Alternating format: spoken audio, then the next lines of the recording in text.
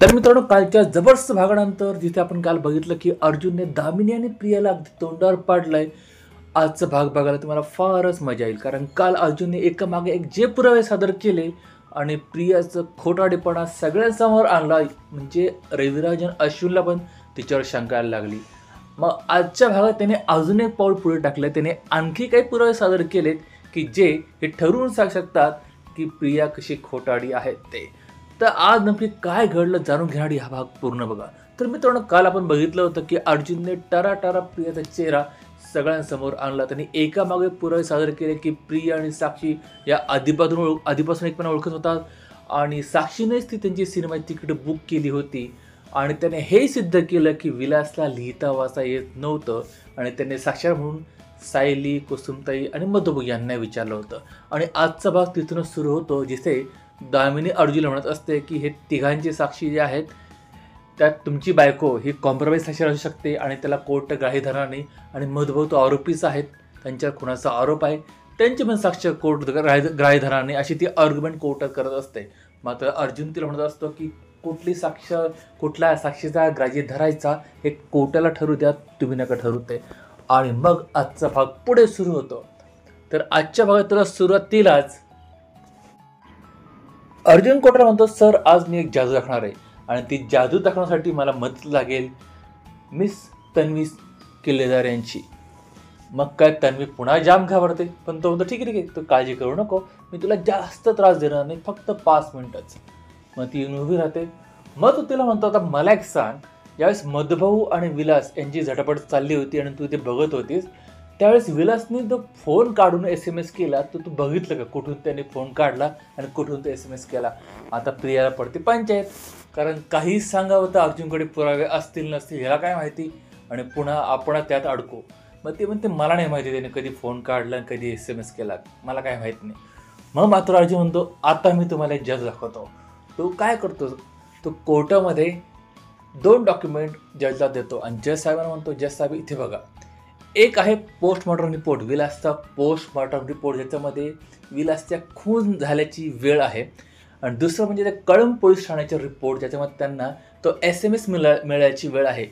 तो SMS कधी मिळाला तुम्ही बघितलं तर विलासचा खून झाल्यानंतर त्याला SMS गेला आहे. म्हणजे मिनिट बघा किती जादू आहे.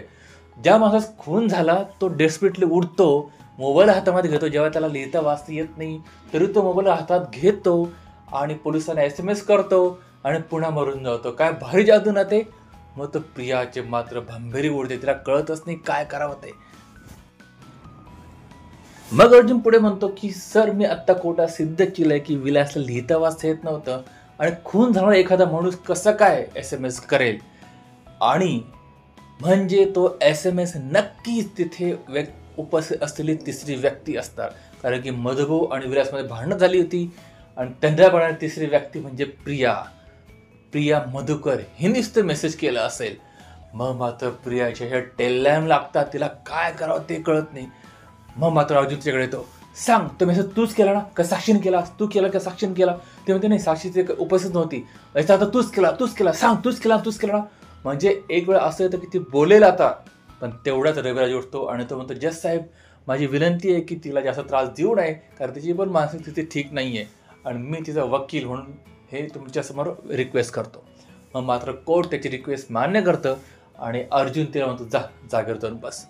मग मात्र तो काय करतो, सर हा जो साक्षी आहे प्रिया मधुकर यांच्याबद्दल माझा सायकोलॉजिकल रिपोर्ट मला तुम्हाला दाखवायचा आहे.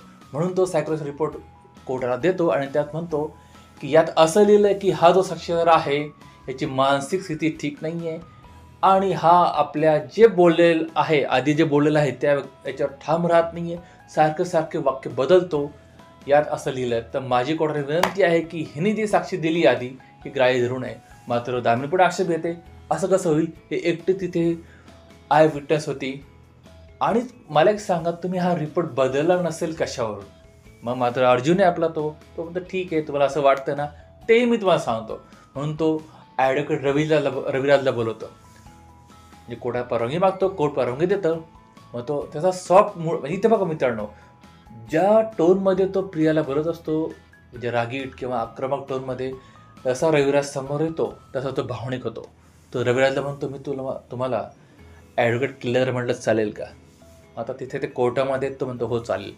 मग अर्जुन प्रश्न विचारत होतो पण सॉफ्ट टोनमध्ये, की मला सांगा तुम्हाला असं कधी जाणवलं की मी जी चौकशी केली त्यात म्हणजे मी असं काही पक्षपातीपणा केला की तिला काही बाहेरचं काही विचारलं वगैरे वगैरे? तो म्हणतो नाही, मला असं कधी जाणवलं नाही. ही जी चौकशी झाली ही कायदे चौकटीमध्ये झाली आहे आणि मला त्याच्याबद्दल काही आक्षेप नाही. मग अर्जुन पुढे विचारतो तुम्हाला असं वाटतं का की रिपोर्ट मी बदलले असतील वगैरे वगैरे? तुम्हाला रिपोर्टवर शंका आहे का? तर रविवारी म्हणतो नाही, मला याच्याबद्दल पण शंका नाही आहे. मग तो त्याला बसायला सांगतो आणि तो म्हणतो आता माझा पुढचा साक्षीदार आहे ते डॉक्टर सायकोलॉजिस्ट. मग त्यांना बोलवतो आणि त्यांना विचारतो सर सांगा तुमच्यावर कोणी प्रेशर टाकलं होतं का की रिपोर्ट असं लिहा तसा लिहा?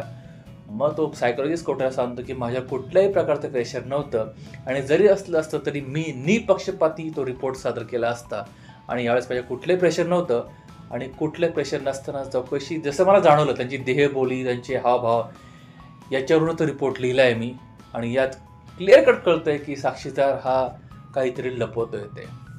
मग मात्र 10 मिनिटात चेहरा बघण्यासारखा होतो कारण की कोर्टामध्ये जवळपास सिद्ध झालं आहे की अर्जुनने जो रिपोर्ट सादर केला आहे हा बदलला नाही आहे आणि तो कुठल्याही प्रेशरखाली तर लिहिला गेला नाही आहे.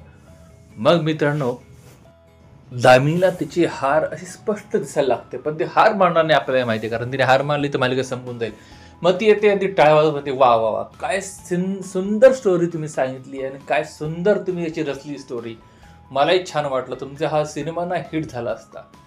तुम्ही म्हणजे हे असं जवळपास सिद्धच केलं की तिथे साक्षी होती तिने खून केलाय तिथे हे केलं ते केलं पण हे कसं चालेल ना? पुराव्याशिवाय कुठली गोष्ट चालत नाही आणि कोर्टाला हे सगळं माहिती आहे की त्याविषयी नक्की काय घडलं होतं. मधुकर पाटलाने तो खून केलाय आणि तो खून त्यांनी पैशासाठी वगैरे केला होता आणि त्या पैशावर त्या बंदुकीवर जे ठसे होते हे सगळ्या गोष्टी माहिती असताना सुद्धा तुम्ही असे म्हणजे मार्ग सोडून कुठे ते केस घेऊन चाललायत. मात्र अर्जुन म्हणतो ठीक आहे तुम्ही असं म्हणता की त्यांचे ठसे होते हे होते हे होते पण मी ही कोर्टात हेही सिद्ध केलं की मधुकर लेफ्टी आहेत ते उजव्या हाताने बंदूक चालू शकत नाही आणि मलाही सांगा तुमच्याकडे तरी कुठे पुरावा आहे की ती साक्षी 2 तास कुठे होती ते? आणि जेव्हा तो असं बोलतो ना दामिनी चिडी चुप कारण तिच्याकडे खरंच पुरावा नाही की साक्षी 2 तास कुठे होती ते. आणि मित्रांनो ह्या टोनवर या सीनवर मालिका आजची थांबते. तर कोर्टामध्ये अर्जुनने पार प्रियाची लक्तर काढली आहेत आणि त्याने जवळपास हे सिद्ध केलं की प्रिया ही खोटारडी आहे आणि तो दामिनीला सुद्धा म्हणतो की मी प्रूव्ह पण केलं की तुमचा साक्षीदार हा एका गोष्टीवर कधी ठाम राहत नाही. आता दामिनीला जवळपास हार तिची दिसते पण पुढे काय घडलं किंवा काय होणार हे बघण्यासाठी तुम्हाला चॅनल सबस्क्राईब करावं लागेल. बेल आयकॉन प्रेस करा जेणेकरून माझा नवीन व्हिडिओ तुमच्यापर्यंत सगळ्यात पहिल्यांदा पोहोचेल. आणि आजचा भाग तुम्हाला आवडला असेल लाईक आणि शेअर करा आणि कमेंट करा विसरू नका. भेटूया पुढच्या भागामध्ये. तोपर्यंत टेक केअर.